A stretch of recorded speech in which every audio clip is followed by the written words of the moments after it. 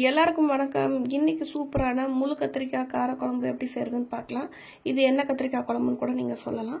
இதுக்கு கடாயில் கொஞ்சமாக எண்ணெய் ஊற்றிட்டு சின்ன வெங்காயம் ஒரு கைப்பிடி அளவுக்கு சின்ன வெங்காயத்தை உரித்து நல்லா அதில் போட்டு வதக்கிக்கோங்க. அது கூடவே ஒரு 5-6 பூண்டு பல்லையும் சேர்த்து அதையும் நல்லா வதக்கிடுங்க.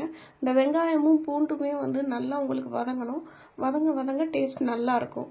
ஸோ அதனால நீங்கள் நல்லா எண்ணெயில் நல்லா வதக்கிட்டு கொஞ்சம் இஞ்சி சின்ன துண்டு இஞ்சியை நான் அந்த மாதிரி குட்டி குட்டியாக கட் பண்ணி வச்சுருக்கேன். முழுசாக போட்டுறாதீங்க, அரைப்படாது. அதனால் நீங்கள் சின்ன சின்ன பீசஸாக கட் பண்ணி போட்டுக்கோங்க. அப்புறமா ஒரு 2 தக்காளி பழம், நல்ல பழுத்த பெரிய தக்காளி பழம் 2 தக்காளி பழத்தை அந்த மாதிரி பாதி கட் பண்ணி வச்சுட்டு அதையுமே இந்த எண்ணெயிலேயே போட்டு நல்லா வதக்கிடுங்க. நல்லா வதங்கிட்டு இருக்கும்போதே கொஞ்சமாக தேங்காய், ஒரு சில் அளவுக்கு தேங்காய் வச்சுக்கோங்களேன். அந்த அளவுக்கு தேங்காவையும் போட்டு இதுலேயே நல்லா வதக்குங்க. நல்லா இந்த தக்காளி பழம்லாம் நல்லா வதங்கணும். வதங்குற அளவுக்கு நீங்கள் நல்லாவே வதக்கிக்கோங்க. இது நல்லா வதங்கினதுக்கப்புறம், ஓரளவு வதங்கினதுக்கப்புறமா இதில் 1 ஸ்பூன் அளவுக்கு சீரகம், அப்புறம் 1 ஸ்பூன் அளவுக்கு மிளகு, இது ரெண்டையுமே இதோடய சேர்த்துக்கலாம்.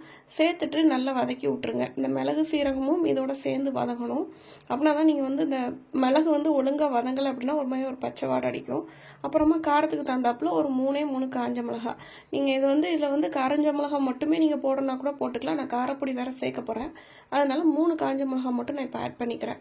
இதையும் சேர்த்து நல்லா வதக்கிக்கோங்க. வதக்கிட்டு கொஞ்சமாக மஞ்சள் தூள், அப்புறமா கொஞ்சமாக காரத்துக்கு தகுந்தாப்புல குழம்பு மிளகாய்த்தூள் நான் சேர்த்துக்கிறேன். நான் மிளகாய்த்தூள், வெறும் மிளகாய்த்தூள் சேர்க்கல, குழம்பு மிளகாய்த்தூள் சேர்த்துக்கிறேன். குழம்பு மிளகாய்த்தூளுக்கு பதிலாக நீங்கள் வெறும் மிளகாய்த்தூளும் மல்லித்தூளையுமே நீங்கள் சேர்த்துக்கலாம். அது 1 பங்குன்னா மல்லித்தூள் 2 பங்கு, அந்த அளவில் நீங்கள் சேர்த்துக்கோங்க. சேர்த்துட்டு இது எல்லாத்தையும் நல்லா கிண்டி விட்ருங்க. இப்போ உங்களுக்கு பவுடர்லாம் சேர்த்ததுனால அடி பிடிக்கிற மாதிரி இருக்கும் சட்டியில்.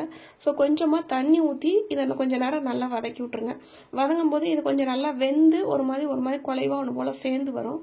அப்புறமா இதை நீங்கள் ஆற வச்சுட்டு நல்ல மிக்ஸி ஜாரில் போட்டு ஃபைன் பேஸ்ட்டாக நீங்கள் அரைச்சி எடுத்துடணும். இந்த அளவுக்கு நீங்கள் நல்லா வதக்கிக்கோங்க.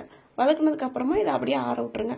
இப்போ இதை ஆற வச்சுட்டு அடுத்து மறுபடியுமே கடாயில் கொஞ்சமாக ஆயில் விட்டுட்டு கத்திரிக்காயை நம்ம வதக்கி எடுத்துக்க போகிறோம். கத்திரிக்காய்னா நான் ஓரளவு நார்மல் சைஸில் கத்திரிக்காய் எடுத்துக்கிறேன். ரொம்ப குட்டியாக இருந்தாலுமே டேஸ்ட்டாக தான் இருக்கும்.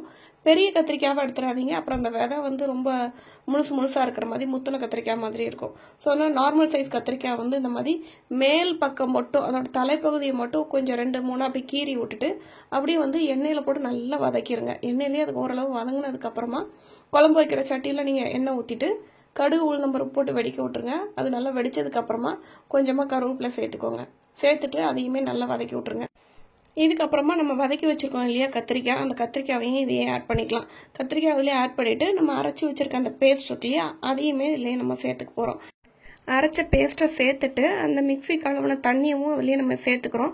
சேர்த்துட்டு இதில் நான் புளி தண்ணியை சேர்த்தேன், புளி தண்ணியும் உப்பும் சேர்த்தேன். அந்த வீடியோ கிளிப் மட்டும் எனக்கு மிஸ் ஆகிடுச்சு. ஸோ நீங்கள் இதுக்கப்புறம் புளி தண்ணியும் தேவையான உப்பையும் சேர்த்துட்டு நீங்கள் நல்லா மிக்ஸ் பண்ணிவிட்டு ஒரு லிட்டை போட்டு க்ளோஸ் பண்ணி சிம்லேயே வச்சுருங்க.